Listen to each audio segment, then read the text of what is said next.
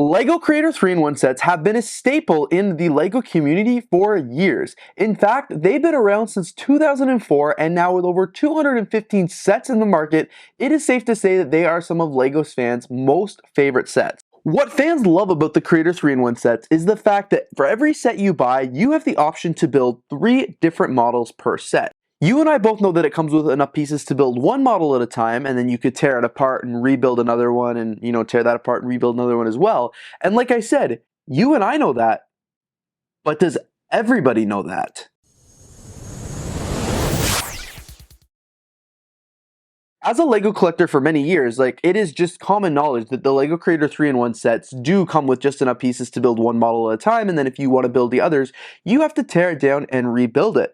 But recently, I was looking at the 3-in-1 boxes, and it doesn't say anywhere that you do have to, disassemble the model to actually rebuild it using those existing parts to build one of the other 2 models. It says nowhere. On the front of the box, it's got the main model with the 2 side models, and then on the back of the box, it's got another image of all of the 3 models, but nowhere, anywhere, is there any text or anything like that that says you must only build one model at a time, you must tear apart the model to build with the other things.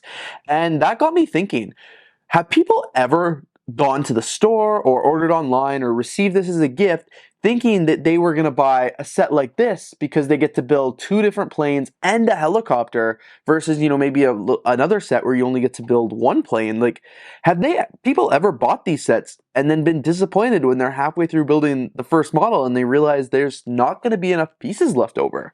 I did some digging on the internet and, Reddit and stuff like that, and sure enough, this was something this is a question, that had been asked many times. This was something that had been discussed before. People were asking hey, I bought a 3-in-1 set, why can I only build 1 model from it? Or I'm missing parts, there was only enough to finish the first model. Or, sometimes if you build a secondary model, there's a ton of pieces left over, but not enough of the main ones to actually build another model, but just a bunch of random ones. It's just an interesting thought I have.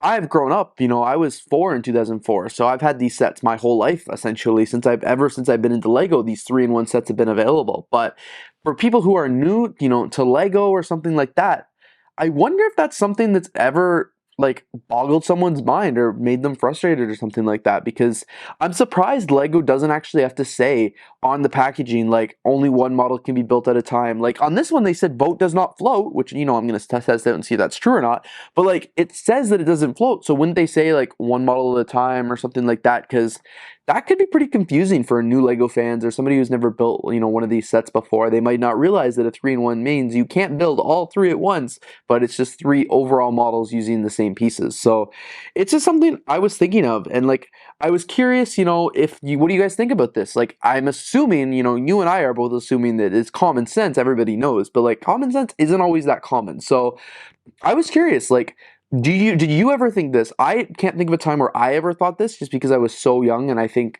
my parents maybe understood it or something like that. I don't know, I don't remember that long ago.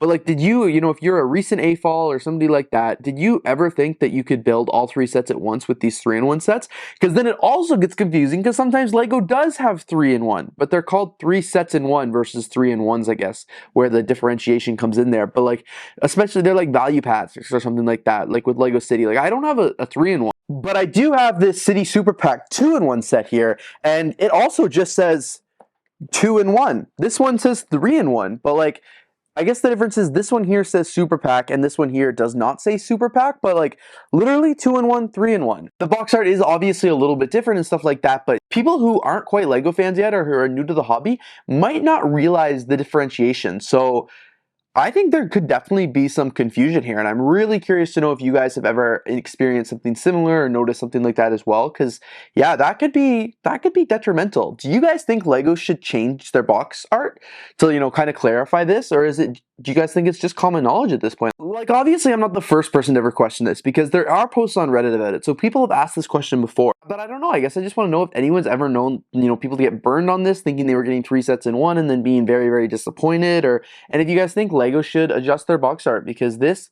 could be kind of crazy if people didn't realize. And, that would be very upsetting if you thought you were going to get to build 3 pirate ships for, $100 versus only one and a couple other extra parts. Anyway, you guys will have to let me know your thoughts on this controversy down in the comments below. I'm really curious to hear your opinion and your thoughts on these things and see if, this is something you've ever experienced or been burned with in the past, because it's going to be very interesting. Anyway, guys, thank you so much for watching this video. If you did enjoy it, please don't forget to leave a like, comment, and of course subscribe, and I'm looking forward to seeing you here in the next video.